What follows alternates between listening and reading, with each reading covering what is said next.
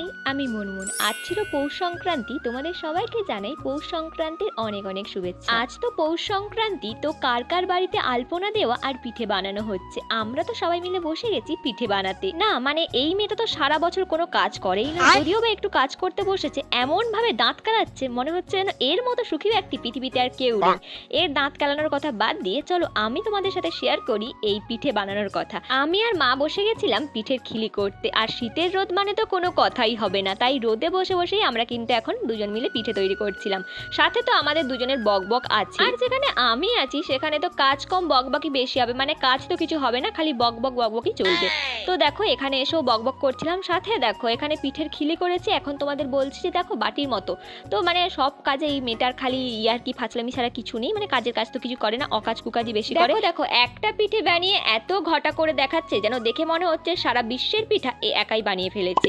এসব ভিডিও টিডিওর থেকেও বড় কথা হচ্ছে আজকে হচ্ছে এর মাথার তারটা কেটে গেছে, মানে তারটা কেটে গেছে বলতে এর মাথায় আজকে রান্নার ভূতরা নাড়া দিয়ে উঠেছে, সেই জন্য চলে এসছে পিঠে বানাতে। আর সেই রকম অনুযায়ী মানে যেমন কথা তেমন কাজ, সেই জন্য লেগে পড়েছে কিন্তু পাটিসাপটা করতে। মানে মেয়েটা এমনিতে ভালো, কাজটা যখন করে খুব মন টন দিয়ে করে। একদিকে হচ্ছিল ভাজা পিঠা বা গুড় পিঠা, তোমাদের ওদিকে এই পিঠাটার কি নাম একটু জানিও তো, কারণ আমাদের এদিকে অনেকে অনেক রকম নাম ধরে ডাকে।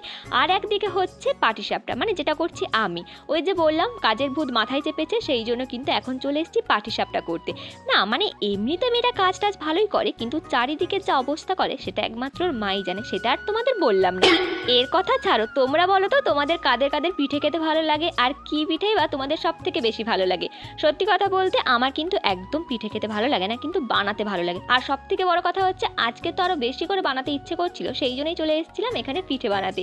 আমার কিন্তু সব পিঠে বানানো হয়ে গেছে। এখানে হচ্ছিল দুধ পিঠা, আর আমি এখন তোমাদের পিঠা বানিয়ে দেখাচ্ছিলাম। দেখো দেখো রাজকার্য আমি উদ্ধার করে ফেলেছি। তো পিঠেগুলো কিন্তু বেশ ভালোই হয়েছিল, আর কেউ খেয়ে বলুক না বলুক আমি তোমাদের বলছি পিঠেটা কিন্তু সত্যি সুন্দর হয়েছিল।